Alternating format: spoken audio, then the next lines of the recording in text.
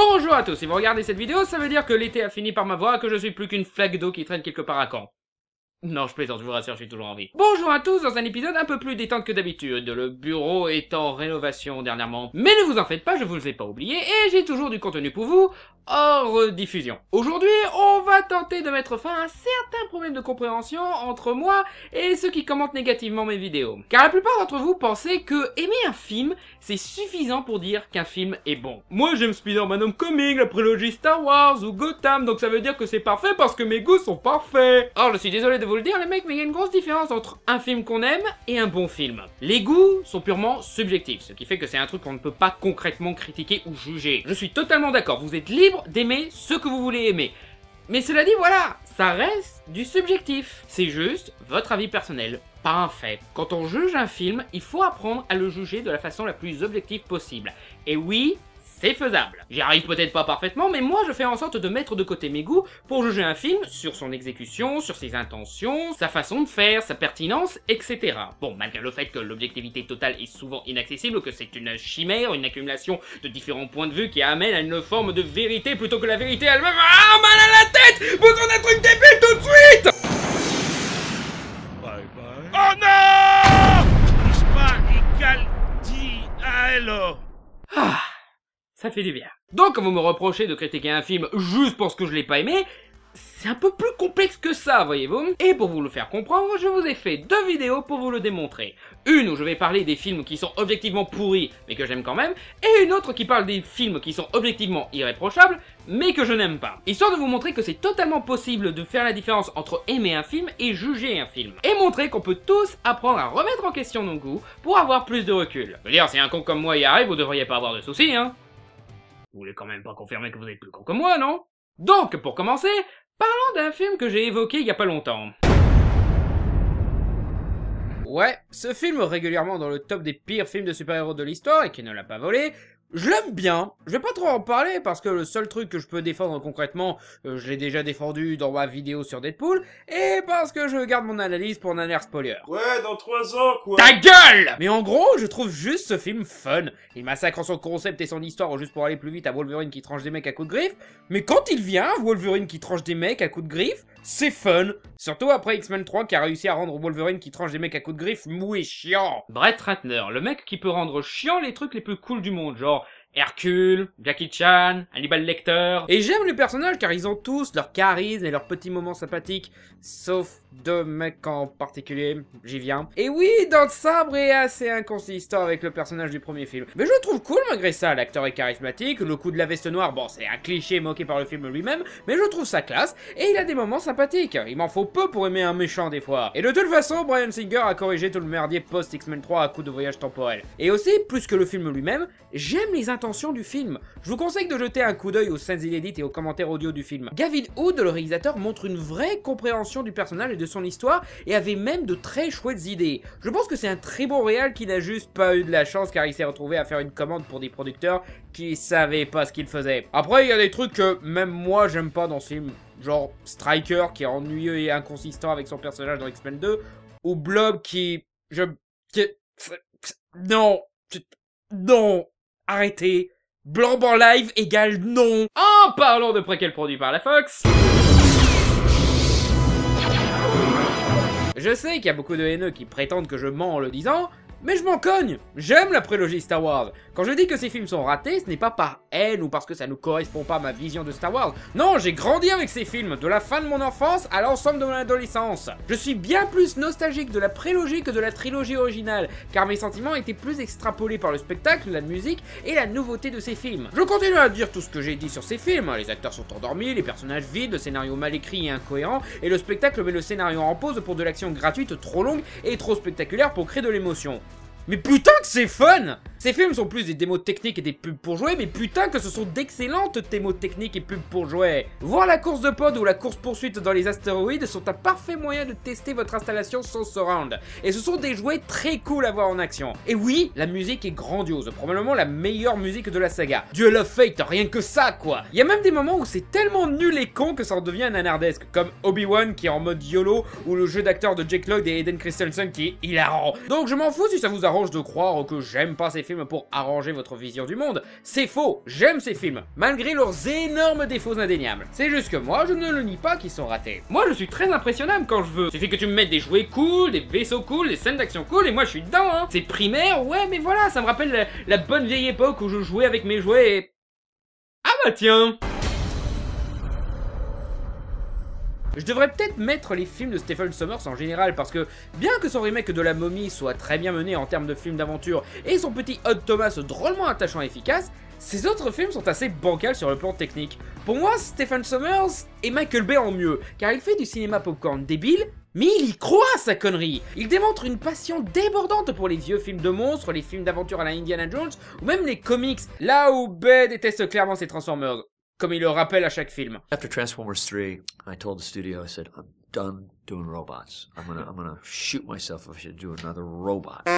Et surtout, il se renouvelle et est très créatif. Trop créatif par moment. Je veux dire, dans Van Helsing, où ils partent en numéro de trapèze, ouais, c'est cool, mais c'est peut-être trop pour certains, quoi. T'as le monstre de Frankenstein qui fait de la voltige, mais what? Et c'est pour ça que j'aime ces films, notamment G.I. Joe, parce qu'il est exubérant dans sa démarche d'amuser le spectateur. Il va à fond dans son délire. Il assume clairement son côté juvénile et série B avec honnêteté, et il y a un amour clair pour son univers et ses personnages. D'ailleurs, ça m'étonne qu'on lui ait pas déjà confié un Marvel ou quelque chose comme ça. Alors oui, ça n'en fait pas des bons films pour autant, surtout quand ça atteint ce niveau de conneries hilarantes et l'absence de narratif, mais ça en fait des films honnêtes et fun, plus que les Transformers en tout cas. Aussi, son livre de la jungle écrase le dernier remake de Disney là. En parlant de films cons et fun, ce qui est un peu plus grave pour celui-là, parce que celui-là il se prétend intelligent. Oui, j'ai vu la vidéo de Durandal, et oui, je suis totalement d'accord avec lui sur ce film. Bon, sauf Christian Bale, dont il exagère grandement la nullité, mais sinon, oui, le film n'a aucun sens alors qu'il se prétend intelligent, oui, ce personnage est un gros con incohérent, et oui, le gun kata n'a aucune logique. Mais voilà, je peux pas m'empêcher de trouver ce film fun. J'aime le gun kata, c'est débile, ouais, genre dans cette scène, je veux dire... Pourquoi tu continues à tirer sur les mecs là? Ils sont déjà morts! Mais c'est fun à voir, juste l'idée de mélanger les mouvements d'arts martiaux avec des flingues, c'est juste une combinaison tripante. C'est comme mettre un réacteur nucléaire sur un gorille, ouais ça n'a aucun sens mais c'est doublement cool! Comme les combats de la prélogie Star Wars en fait.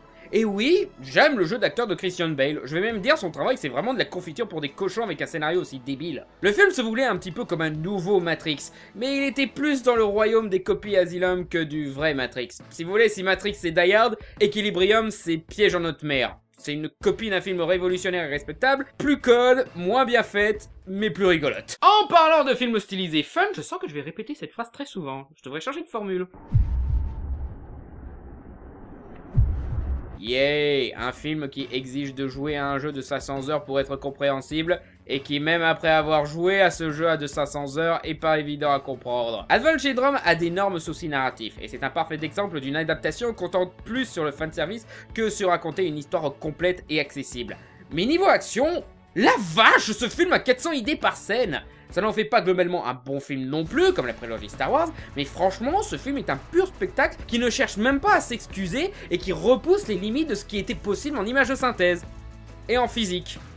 Et en bon sens. Et j'admets, le fanservice a un peu marché sur moi, même si ça reste une méthode assez sale et gratuite. Et il y a des passages dramatiques bien menés, j'aime l'idée de la scène du portable qui sombre dans l'eau, certaines scènes avec Kadaj sont drôlement touchantes, et l'histoire autour de la nostalgie, du deuil et de passer à autre chose est intéressante, bien que gâchée par le fanservice gratuit. Et la musique est grandiose, faut dire, confiée à Nobuo Uematsu d'autres instruments que des machins en format MIDI, forcément ça explose tout. Bref, plus un spectacle généreux pour les gamers qu'un film qui se suffit en soi. Un produit dérivé de luxe en gros. Bon, pour changer, prenons un autre film que j'aime pour autre chose que le spectacle débile.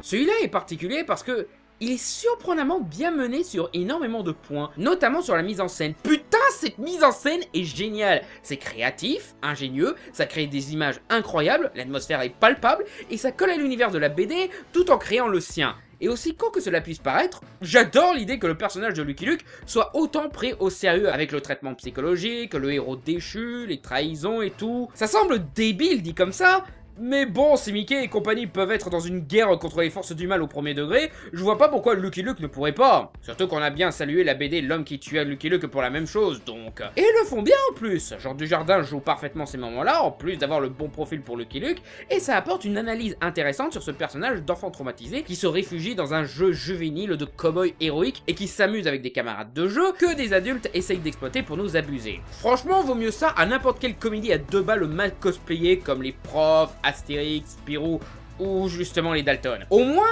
là, il y avait une claire intention de faire un truc bien. Donc pourquoi je le considère quand même comme un mauvais film? L'humour. Ouais, le film est peut-être plus sérieux que prévu, mais ça reste en partie une comédie. Et l'humour est à chier. Mais genre, vraiment à chier. Que ce soit les moments où Lucky est un peu trop proche de Brice de Nice, et les moments avec Michael Youn et Melville Poupeau qui sont difficiles à supporter, mais qui étrangement sont bien dans les moments dramatiques. Je suppose qu'il y a un peu la thématique de l'enfant qui aime l'humour débile, mais ça reste dur à supporter. La pire idée de gag étant sur les brindilles de Lucky Luke. Mais genre, dès que j'ai dit gag sur les brindilles de Lucky Luke, la première chose à laquelle vous pensez, c'est ça le gag. C'est peu inventif à ce point niveau humour. Limite, ils se sont forcés à mettre de l'humour, ils voulaient juste faire un Lucky Luke premier degré tout le long, mais les studios étaient genre « Mais c'est Lucky Luke, faites de l'humour !» Aussi, le personnage d'Alexandra Lamy, je comprends l'intention, mais elle n'arrive pas à fonctionner. T'as pas vraiment de peine pour elle, et tu sens pas vraiment l'alchimie entre les deux. C'est un peu comme si après ce film, les deux acteurs ont divorcé ou quelque chose. Oh. Zut. Et le jeu d'acteur peut être trop surjoué. Mais vraiment trop. Donc ça reste un gros souci pour un film qui pourtant était bien mené sur tout le reste. Ça reste mieux que... Oh mon dieu, ce film. Ce film est... Ok, il faut que vous alliez voir ce film. Surtout si vous voulez apprendre à monter des vidéos et des films. Parce que vous aurez pas meilleure leçon de tout ce qu'il faut pas faire dans un montage que ce film. C'est limite prodigieux autant d'incompétence. Il faut le voir pour le croire. Tu ne peux pas faire ça même en le faisant exprès. Ça tient du génie du mal. C'est pas juste les moments où les animations gifs d'oiseaux attaquent des gens en explosant ou en crachant de l'acide qui est hilarant dans le film. Ou le fait qu'ils utilisent des stocks vidéo sans enlever le logo en filigrane. Non, c'est le montage. Je veux dire... Regardez-moi ça! Hi.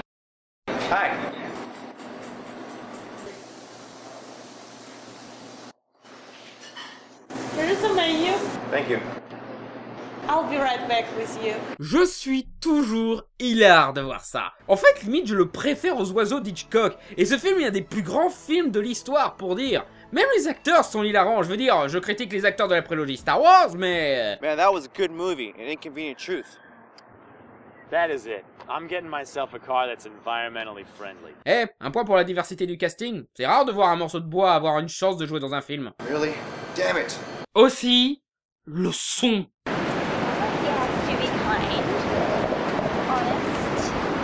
Ok, déjà que je culpabilise pour l'écho dans mes vidéos, mais là, ce truc a été vendu contre de l'argent.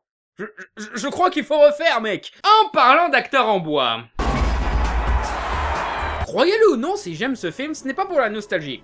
Enfin, si, en partie. Je kiffais ce film quand j'étais gosse. Mais aujourd'hui, je l'aime pas pour les mêmes raisons. Ce n'est pas non plus les Looney Tunes qui sont à leur pire, en fait. Non, si j'aime ce film, c'est pour la partie sur Terre, y compris avec Michael Jordan. Parce que si tu regardes le film dans cet angle, tu trouves déjà une partie personnelle assez touchante, comme la scène d'ouverture où un jeune Michael Jordan parle avec son père. Le vrai père de Michael Jordan étant mort peu de temps avant la conception du film, on le sent comme un hommage touchant. On trouve aussi une petite critique de sa propre célébrité, comme les fans qui lui font de la lèche jusqu'à en devenir gênant, et sa piètre tentative de devenir joueur de baseball, ce qui n'était pas un stupide gag. Michael Jordan avait vraiment mis en pause sa carrière au basket pour faire du baseball, pour rendre hommage à son père.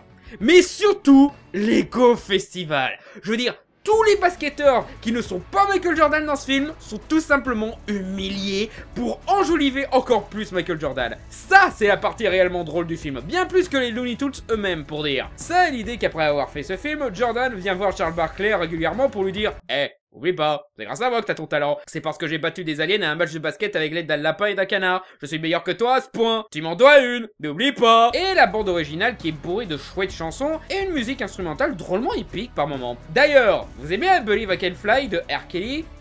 Ouais, ben, chanson originale pour Space Jam.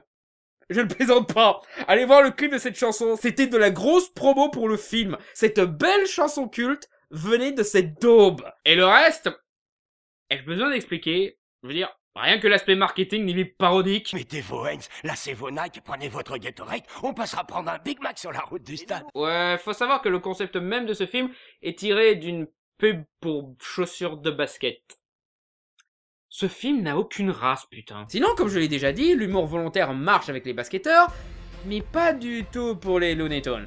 Looney Tunes qui ne sont pas du tout respectés, car dans ce genre de situation, déjà, Bugs aurait battu les aliens avec une ruse qu'il maîtrise tellement bien. Et pourquoi les Looney Tunes s'extasient devant Michael Jordan et lui demandent des autographes? Vous êtes bien plus vieux et célèbre que Michael Jordan. Vous êtes des dieux illusionnistes immortels venant de la deuxième dimension. C'est lui qui devrait vous demander un autographe. D'ailleurs, c'est comme si moi je demandais un autographe à Anto d'État Critique. Et bien sûr, Michael Jordan est un très mauvais acteur. Mais pas autant qu'on le dit dans Scary Movie. C'est pas un film d'horreur.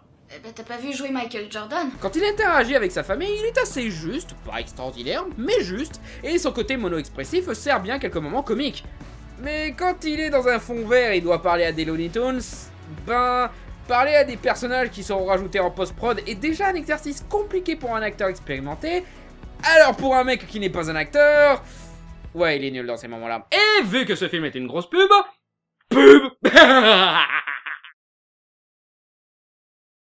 Du coup, est-ce qu'on pourrait avoir un bien meilleur acteur pour le prochain film? Ai-je besoin de préciser en quoi ce film est nul? Le scénario ne fait que chercher une excuse pour mettre tous les personnages du jeu pour le plus ridicule des fanservice et de la baston. L'écriture est à la fois vulgaire et niette, à un moment où nos héros ont un dialogue enfantin genre « on est les gentils et les méchants » et juste après t'as un dialogue sur la masturbation, genre... Et pour qui a été fait ce film, quoi? Et je ne parle pas de la production design, qui est limite amateur, la mise en scène basique, et autre énorme échec, les scènes de baston sont pas si bien que ça. Et pourtant, t'as JCVD dans le lot, comment tu fais? Oh, et aussi, le film s'appelle Street Fighter. Alors, Fighter, je vois à peu près, c'est limite, mais je vois, mais Street? Y a pas une rue dans ce film, même pas une ruelle ou une impasse, au moins un bout de trottoir, quoi. Mais malgré ça, je kiffe ce film.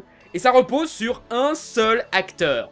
Raul Julia, Gomez dans la famille Adams. Il est tellement à fond dans le rôle qu'il en est fun à voir. Sa prestance, sa conviction dans les dialogues, ses expressions faciales, ses magnifiques répliques. Le jour où Bison a honoré votre village était sans conteste le plus important de votre vie.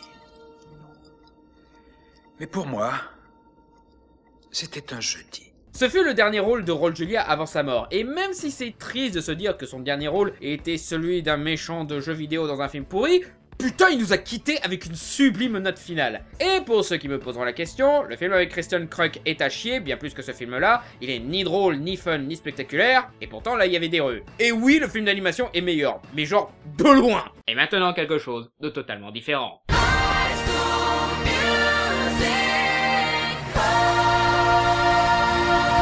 J'en parlerai pas longtemps parce que j'ai déjà expliqué pourquoi j'adore ces stupides nanas dans un alert spoiler. Mais ouais, ce monument de ringardise, je le kiffe, même si c'est plus ironique que sincère malgré la passion débordante de ces films. Il y a des rares moments réellement bons dans ces films, même 2-3 chansons qui sont plutôt bonnes, mais dans l'ensemble, c'est du ridicule nanardesque fun avec des acteurs ridicules, un scénario débile et une énergie débordante. Lien dans la description si vous voulez plus de détails, même si ça date à chouïa techniquement. En parlant de nanars... Le réalisateur de Resident Evil, Mortal Kombat et Death Race fait du Alexandre Dumas. C'est presque une blague, quoi! Et le film est justement à l'image de cette blague. Des bateaux volants de Final Fantasy, du ralenti faussement matrixien, Orlando Bloom qui joue une ville. Non, sans deck, pendant tout le film, il ne l'appelle pas le duc de Buckingham, mais juste Buckingham. Donc ouais, un Oscar pour Orlando Bloom. Personne n'avait aussi bien joué une ville avant le casting de la Casa des Papel. Il y a aussi des ninjas qui tuent des gardes avec des trépieds d'appareils photo, Louis XIII qui discute dans le château de Louis XIV, une Milady qui fait des cascades d'Alice de Resident Evil avec une robe de 30 mètres carrés, des libertés d'adaptation qui n'ont aucun sens, je veux dire... Le vol des ferrets. Dans le livre, c'était normal de planquer ça parce que c'était la preuve d'un adultère. La reine les avait bien laissés au duc comme preuve d'affection. Donc oui, il fallait garder ça secret et tout. Mais dans le film, non seulement il n'y a pas d'adultère, non seulement la reine répugne Buckingham, mais surtout, ils ont été volés. Tout ce qu'il y a à faire, c'est dire au roi, on m'a volé mes ferrets. Surtout qu'il y a quelques gardes morts sur le toit de sa chambre, preuve d'une infraction. Et tout ça pour éviter une guerre avec Buckingham, que ce dernier va provoquer de toute façon car il est trop méchant. Le seul truc que même moi j'aime pas dans ce film, c'est le gâchis de Christophe Waltz qui se fait chier comme un rat mort alors que... Merde, il aurait pu être un chouette méchant caricatural, un peu comme dans Green Hornet. Mais non, on le gâche, encore plus en montrant que le méchant est plus Buckingham que le cardinal dans cette version. Parce que, ouais, Orlando Bloom est un meilleur choix de méchant que Christophe Waltz. Idiot. Je me demandais ce que Dumas penserait de tout cela. Et pour finir, celui-là est un petit peu spécial.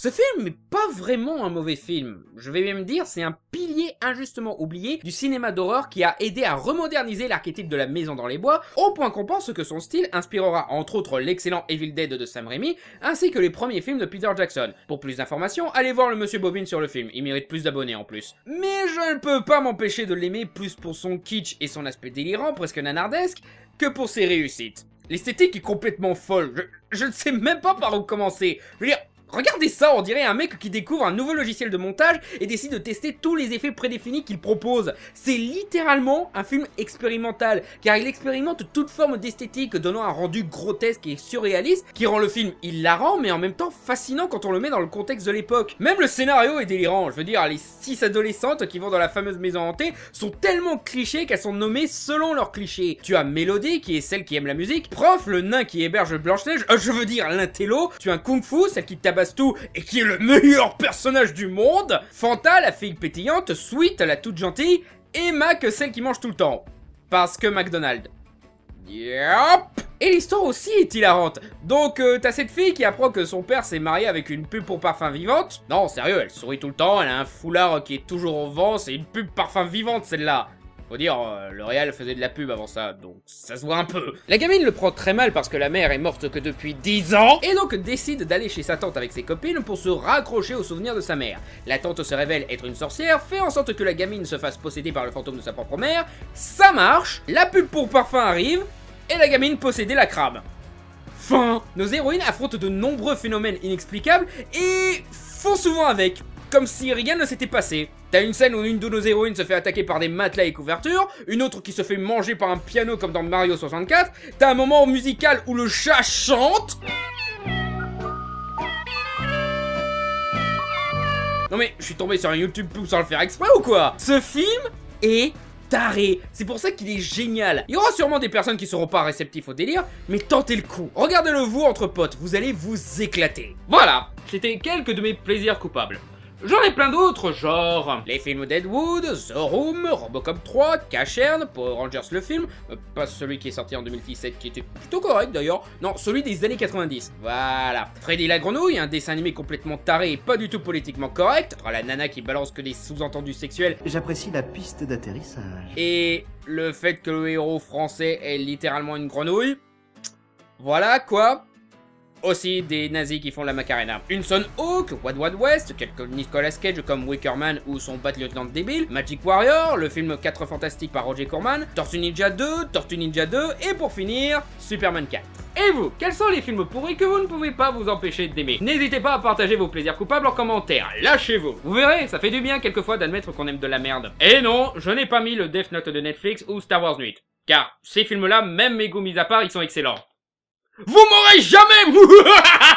Merci d'avoir regardé cette vidéo, n'hésitez pas à liker, partager, commenter et vous abonner. Et si vous voulez soutenir l'élaboration et l'amélioration de mes vidéos, vous pouvez déposer un don sur mon Tipeee ou participer gratuitement à mon Utip, lien dans la description. Merci encore pour votre soutien et à bientôt sur Fermez-la.